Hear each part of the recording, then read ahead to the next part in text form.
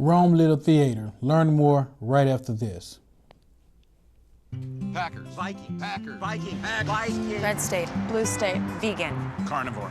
We come from different places. Uptown. Downtown. Optimist. We come to different conclusions. Half empty. Half full. But when we live united, we create real, lasting change in the building blocks of life. The education, income, and health of our communities, Live. our families, United. even the person next to us. Live united. Real change won't happen without you. So give, advocate, volunteer, live united. Sign up at liveunited.org.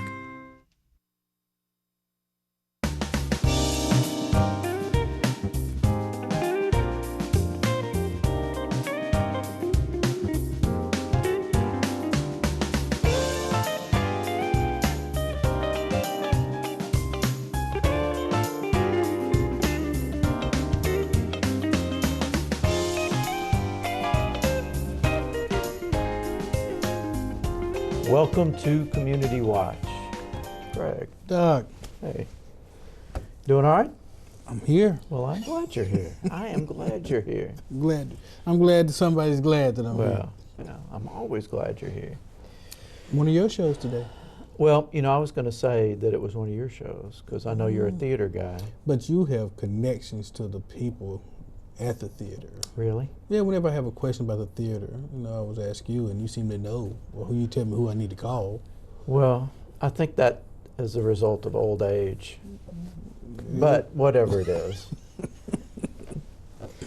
You know, we have done quite a few shows about theater and different stage productions. And it always impresses me the scope and range of the talent we have nearby. Yeah. We've seen it in other areas of the arts as well, but it just seems like Rome is packed with talent. True. I would agree to that. Yeah.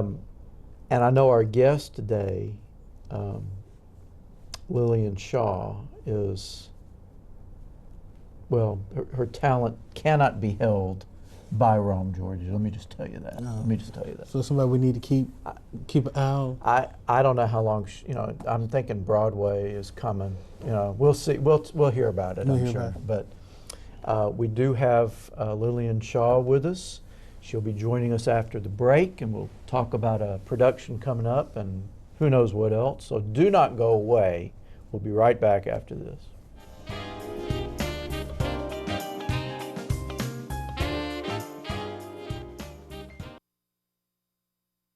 My college offers classes that meet my educational and career goals. With opportunities outside of the classroom. Where the faculty know me by name. My college can prepare me for my career. I can earn an associate's degree and transfer credits to a bachelor's. My college is a state college within the university system of Georgia.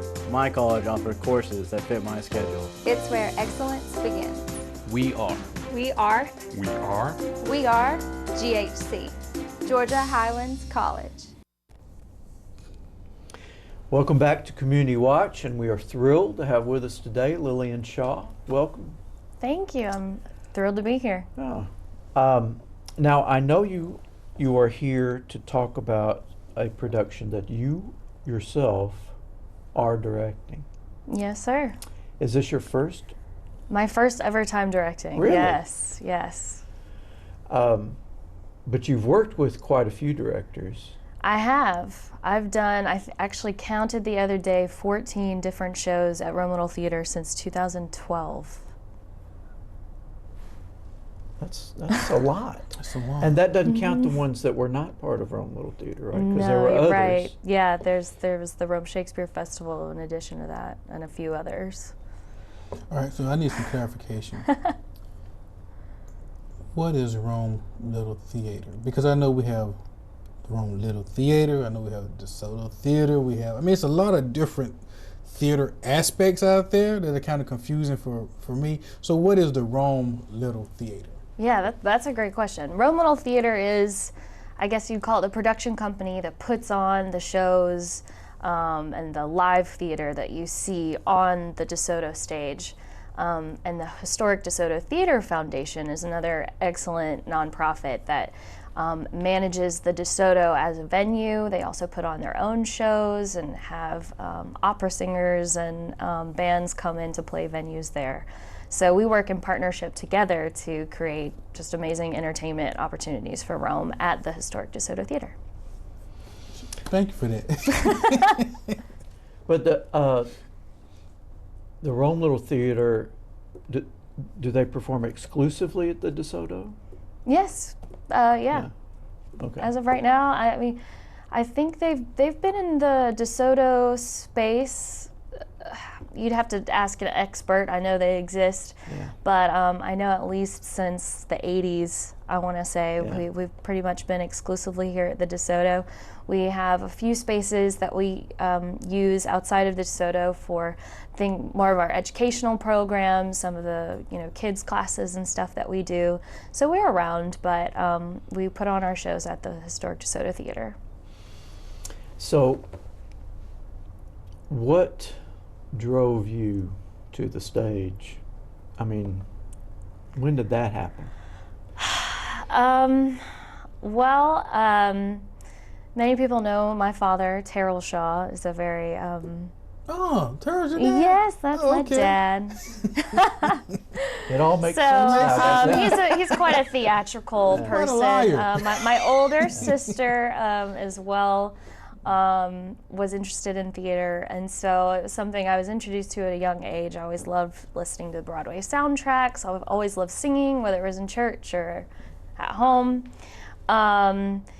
Although I did have a phase there where I was quite stubborn, and my dad would try to get me to audition for Rome Little Theater shows when I was little, and I would flatly refuse. He even tried to bribe me once, and so I went through a phase of trying to be different, but ultimately, I mean, when you love to perform, you've got to do it. So I got back into it in high school, did some stuff in college, not a lot, and then when I moved back to Rome, found like the community family that we have at Rome Little Theater. That was when I really was like, okay, this is what I like doing, and I like doing it here and with these people. So I've been lucky to have lots of awesome opportunities to perform in shows at the Rome Little Theater and get amazing roles, and it's just been really fun.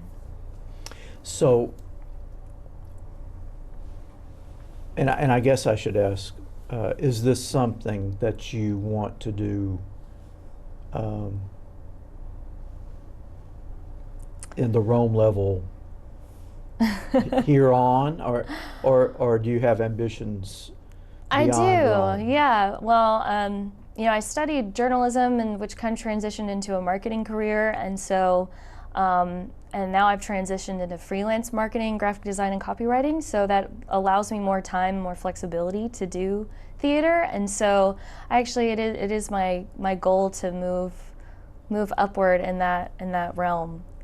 So we'll see how that goes. I have no idea. So Broadway is not totally out of the question. I mean, it's not something you would say no to. I mean, no, I would never say no to it. But I think maybe checking out the Atlanta theater scene might be a better stepping stone. Yeah, I can see that. Than straight to Broadway. There's a lot of great theater in Atlanta. Kenny Leon's in Atlanta, did Broadway. Yeah. So I mean, he directed at Broadway in Atlanta. So so Atlanta could lead there. You never know. You never know. So have you thought about directing for a time now, or did it just pop up as a pop? Well. It was really this show specifically. I'm directing 25th Annual Putnam County Spelling Bee, which is a really long title, but it's a super fun musical. It's a small ensemble cast of adults.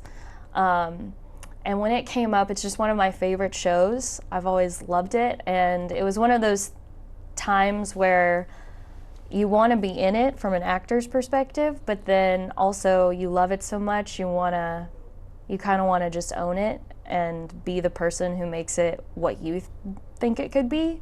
And so when I saw that show come up on our season, that's when I decided I'm gonna try directing, and I want to direct this show because it's kind of a good show to start out on with a small cast, and you can really spend a lot of time on character work versus the stuff that I'm not as experienced at, which is sets and technical stuff. I'm learning all of that.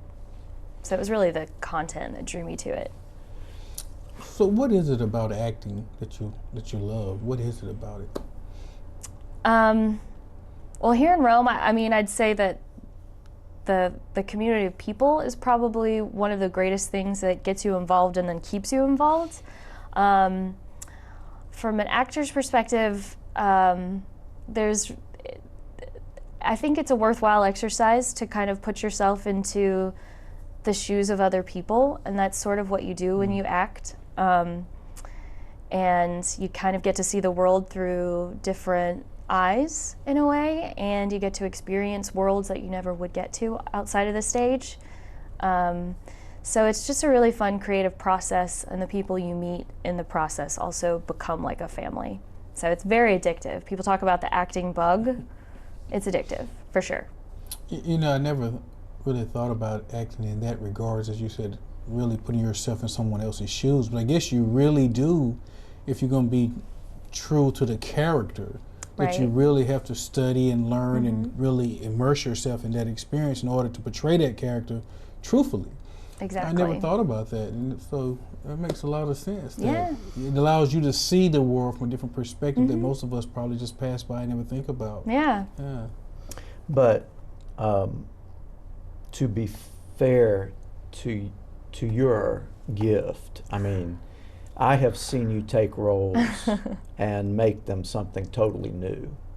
Thank you. So it's not just learning a part and you know, being that person. I mean, you kind of take the role and live that life. Yes. So I mean, there's the perspective of you're inhabiting a role, a person who's had a set of experiences, and then you're in a situation, whatever the script called for on the stage. But at the same time, it's happening to you on the stage at that moment. So there's kind of a dual element of being someone else, but also having to be true to yourself in a way when you're. So that's been super fun with this particular cast of actors, because it's a group of adults playing middle schoolers. So we've all been through that. We know what that experience is like. So it's been kind of expressing our younger selves, but also being true to that character in this particular setting, which happens to be the highly competitive world of elementary school spelling bees. Yeah. So that has been a really fun part of this show. I would think your first experience in directing, that a musical would be a big, you know, it's like you're jumping into the deep end, you know. So now the way you describe it, it sounds like this musical is not, you know, massive scale. It's a smaller scale, so maybe that helps a little bit. But well, it is smaller scale in terms of we don't have a giant ensemble cast in addition to the primary cast. We don't have, we do have some dance numbers, but the music itself is still incredibly difficult. And I've been lucky to have Brian Osborne, who's actually a professor at Reinhardt College, come in to be our musical director, has been teaching this music. That was written by Bill Flynn, who's a Broadway composer and lyricist. So the music has been it's complex, I'd say. So that part still has been a challenge, but I love musicals, and I've gotten the opportunity to actually be the vocal coach for this production. So that's been fun, getting to coach people as they kind of sing and find their characters' voices, and making sure that we're all together and the dynamics are there. So that's been also a new kind of realm that I've explored in this process. Well, we're coming up on a break here. When we come back, we'll learn more about this production and talk to Lillian Shaw a good bit more. So don't go away. Stay with us.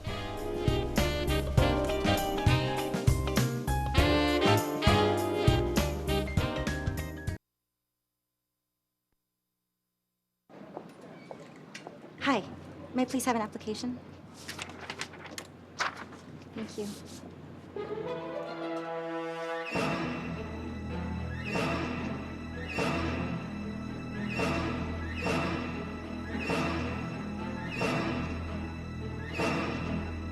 Skip the drama. Get your diploma. Okay. Take that first step towards a better future. Find free adult education classes at finishyourdiploma.org. Welcome back to Community Watch. We're having a conversation with Lillian Shaw, who is about to, or has been in the process of, directing her first show for Rome Little Theater, which is going to be when? We open this September 1st and run through September 10th. So Friday and Saturday and Sunday. Fridays and Saturdays at 8 p.m. and Sundays at 2:30 p.m. at the historic DeSoto Theater. Yeah. Do shows at Rome Little Theater shows typically run 2 weekends? Yes, that's typical. Okay. And I always wondered what that was like, because a great deal of work goes into those plays. I mean, a great deal of work. And you almost think 2 weekends, it all comes down to 2 weekends. So, I mean, is that enough? I mean, for all the work you put into it, or? I mean, I think if you ask the cast, we would do it like every weekend, probably. A few weekends off, but that's kind of just the ephemeral nature of theater, is that you get to have the experience and then it's over. So make sure you don't miss it, because this one is really going to be a good time. But it's always bittersweet as a cast member, a part of the crew, when it is over. But that's kind of just the nature of it. Yeah. Now, from an actress standpoint, because you'll be a director in this one, so you have your first show Friday. So so what do you do Saturday? Do you go back and rework anything, or do you go back and practice anything, or is it when you start, it's just we do it?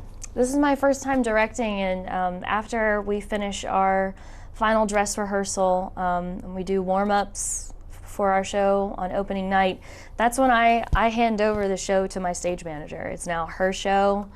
You know, at that point, you know, you trust that your actors know their characters. You trust that the sets have been built, and that the stage manager and the light crew and the sound crew are all equipped to do their jobs the way they need to. And then as director, I'll step back and essentially, I mean, unless something absolutely horrible goes wrong, nothing really, I can't do anything else after that point. But I feel really confident about where we are so far, especially as a first-time director. I've been trying really hard to be on top of everything, and I feel really good about the place we're in.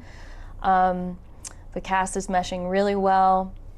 So I'm coming into this opening night with no fear, actually, which is kind of scary, ironically. Now, I've had a few experiences in theater, not many, but a few. Okay. And I remember the directors that I worked with always having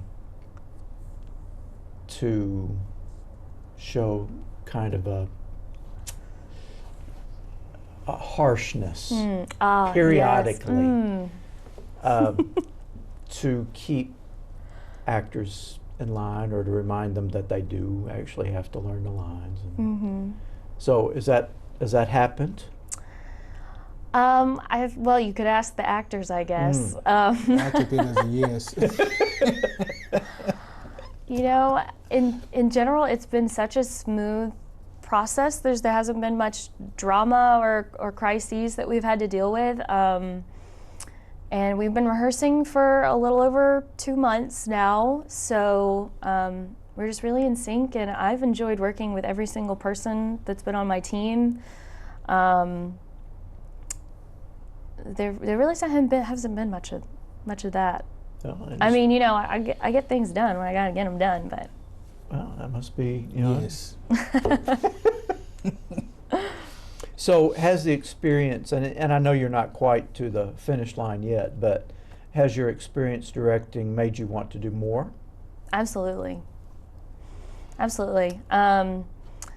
I've loved being in charge. Of course, I'm not sure that anything quite compares to just being on stage for me personally, but we'll see how opening night feels from the other side, and because I think I'm gonna like it. Yeah. This one's super fun because I will still get to interact with the audience a little bit.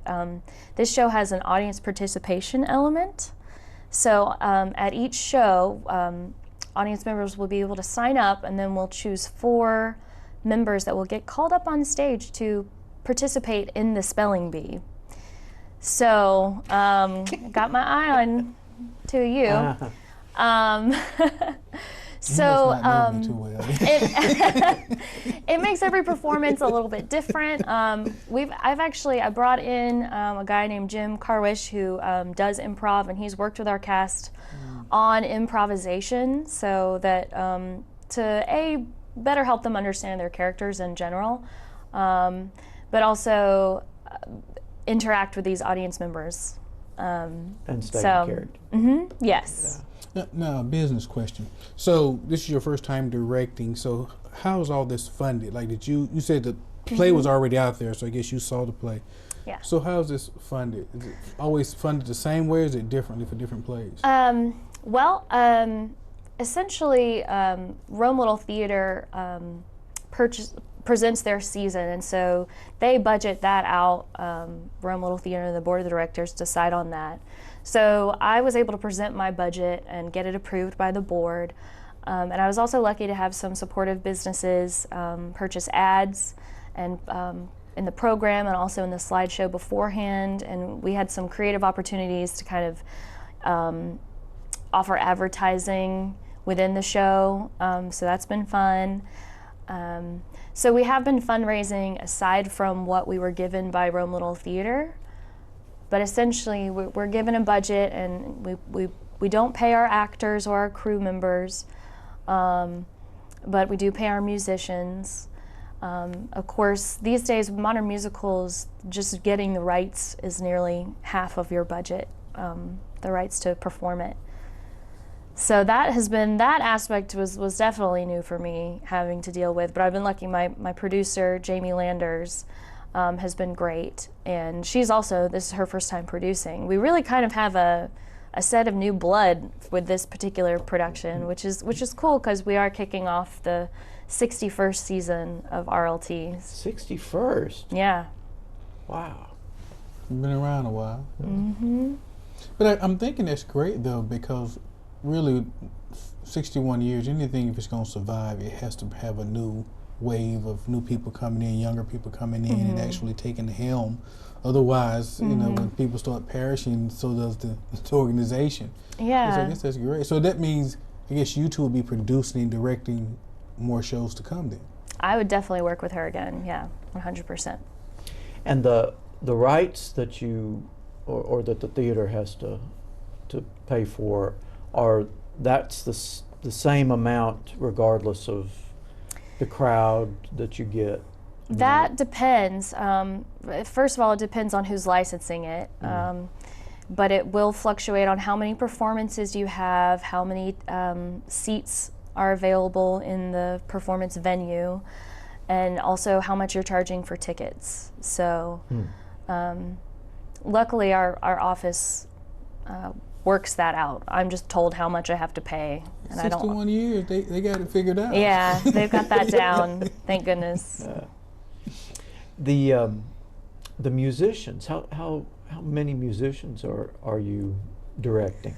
So we've got 4 musicians in our band for this show, and I'm really excited to have live music because I think it adds just this whole another dimension to the show.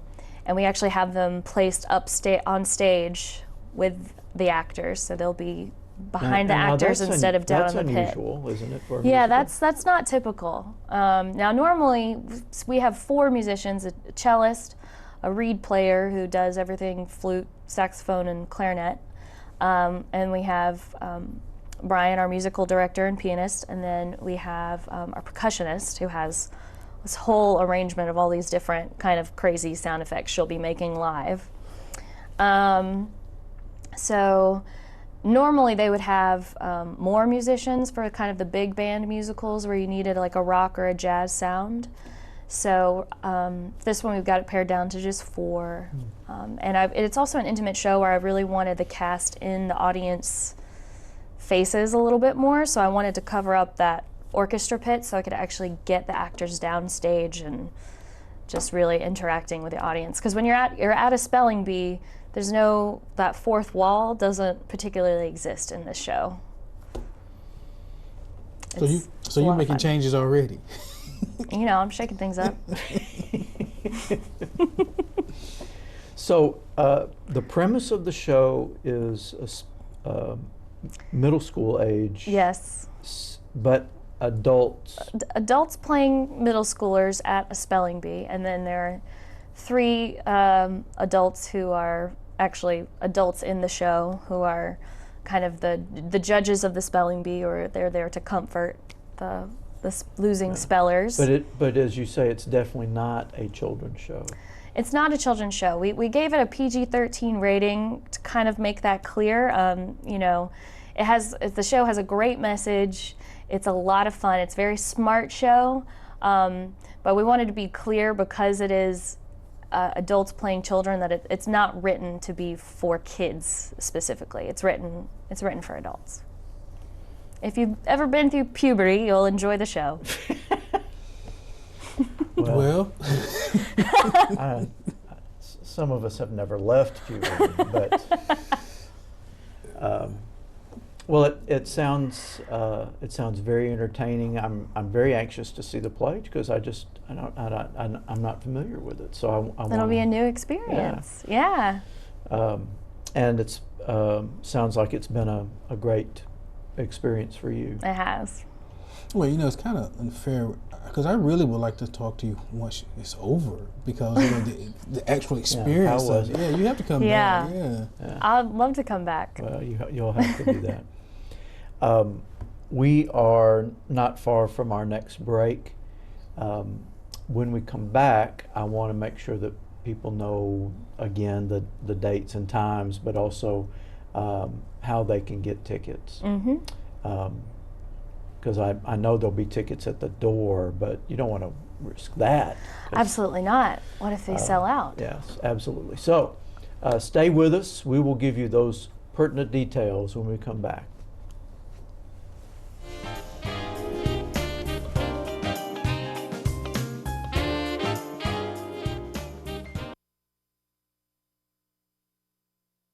My college offers classes that meet my educational and career goals, with opportunities outside the classroom, where the faculty know me by name. My college can prepare me for my career. I can earn an associate's degree and transfer credits toward my bachelor's. My college is a state college within the university system of Georgia. My college is affordable. It's close to home. Is where excellence begins. We are GHC, Georgia Highlands College. Welcome back to Community Watch. We've been talking with Lillian Shaw about her production at Rome Little Theater. She is directing, which is starting this weekend, yes. Running for 2 weekends. Yes. All right, and the title of the play is? The 25th Annual Putnam County Spelling Bee. And the dates of the performances? We run September 1st through September 10th, Fridays and Saturdays at 8 p.m. and Sunday matinees at 2:30. So what do folks do to get tickets?